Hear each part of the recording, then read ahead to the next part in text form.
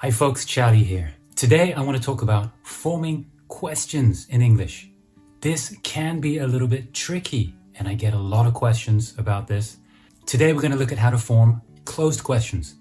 Those are questions that you can answer with a simple yes or no. So here's the rule. If a statement uses the verb be or some kind of helper verb or auxiliary verb, such as has, will, could, then we're inverting the subject and the helper verb or the verb be. Any other question is formed by using do or does.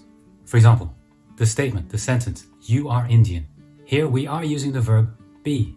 To make a question, we invert the subject, you, and that verb be, so we swap them around, and the question becomes, are you Indian? Are you Indian? Okay, let's look at an example with an auxiliary verb, a helper verb. So here's a statement. She has finished work. Here we're using the auxiliary, the helper verb has. The question form of that statement would be, has she finished work? To form that question, you can see we're inverting the auxiliary verb, has, and the subject, she.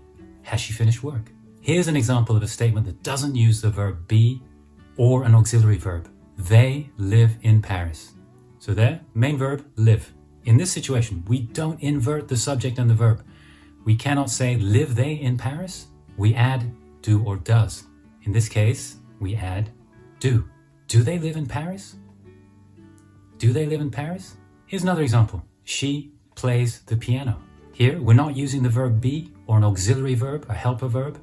So we're using do or does. In this case, it's does she play the piano? Does she play the piano? A quick review of how to form questions. I hope that helps. Thanks for watching. See you next time.